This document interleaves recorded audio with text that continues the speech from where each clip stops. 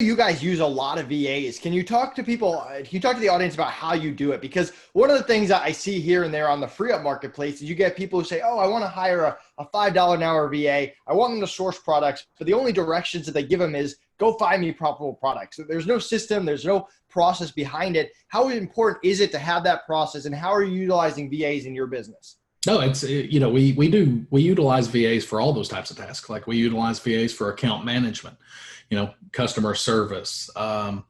If we have cases, we need to file cases. We need to file for reimbursements. Like our virtual assistants handle all that. They also handle all of our scouting and finding products, all of our initial contact to vendors. So it's, virtual assistants. I think that's maybe the disconnect, right? Is that people just, it's not, they don't realize the value of a true virtual employee, but those employees can only be as good as the direction you give them. Like, you can put the smartest person in the world into a role where they don't know what they're doing, and they will fail. Right. And the same is true with virtual assistants. So it's, originally we had those same problems. Like when we hired virtual assistants, the work quality would come back and it would be scattered. Like you would see some great work, you would see some terrible work, but that wasn't, ultimately, what we figured out is that wasn't a reflection of the employee. It was a reflection of our training processes, and that was where we really dialed in and tried to focus on trying to decide the optimal way to do things. Creating a process is really simple. It's understanding the objective, creating a process that gets you to that objective every time, right? It's just the optimal way to do things.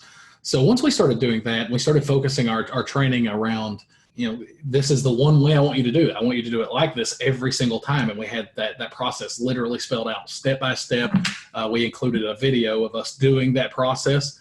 And what we saw is the quality of work got consistent. It got consistently better too. And that's the thing is, like, once you're able to get that consistency, then you're able to tweak individual things to get the work level to exactly where you want it, right? You're just changing a small part of a process. So it's not an easy thing to do, but I think it's absolutely necessary, particularly if you're going to use any employees, let alone virtual assistants. I think a lot of, in regards to, like people who might use temporary virtual assistants. I know that's probably a thing in your platform, right? Yeah, I mean, we have people who might have the same VA for 3 years full time. Other people will hire someone to build a website and never talk to them again, and everything in between. So it's pretty wide range. Right. Particularly for any of those jobs where I feel like you're going to be going back and bringing somebody on. But it's not, you're not going to have them employed for 3 years. Like, maybe it's a 2-month task or a month-long task. But it's something you're going to do a couple of times a year or 3 times a year. Like, it's very important to get processes in place for those types of things, because otherwise you're spending, you're spending a large amount of time training. And that was another problem we had originally, is we just spent so much time training people. It's like you're trying to make them remember something that, it's a job to them. Like it's not, these not necessarily something they're incredibly passionate about. It's a job. And it's just hard to develop any level of consistency, any level of high quality work if you don't have those processes and training methods in place. Yeah, and that's one of the things that we focused on internally with our VAs is how do we take the month-long training process and move it down to 2 weeks? I'm talking about my internal team, not the VAs on the platform. But I think that's a huge part of it that people don't realize. Anything you can do to make the process simpler, easier, faster is only going to help you. And when someone does quit, if someone gets sick or whatever it is, it's a lot easier to replace someone in 2 weeks than if it takes you 2 months to onboard the next person. Dan, what do you look for when you're trying to hire someone?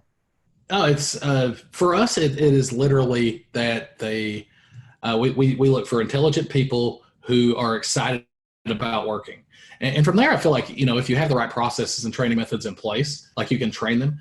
But for the most part, we try to start with a more blank canvas, unless it's like a specific one-off job or something like that. But if it's somebody that we're going to be utilizing for a long period of time, it's just I want them to go through my entire training process. I want them to be utilizing the exact strategies that we use for that consistency. So no, it's I like whenever we hire somebody, I just like to realize that they're number one, that they're intelligent and very motivated. I feel like if you give me an intelligent person who's motivated, we can accomplish almost anything. I want to pick your brain here because I mentioned before that people hiring VAs for sourcing a lot of times don't give them enough information. They don't give them the right steps. What does a good sourcing process look like? How do you know that that process is good enough to hand over to a VA?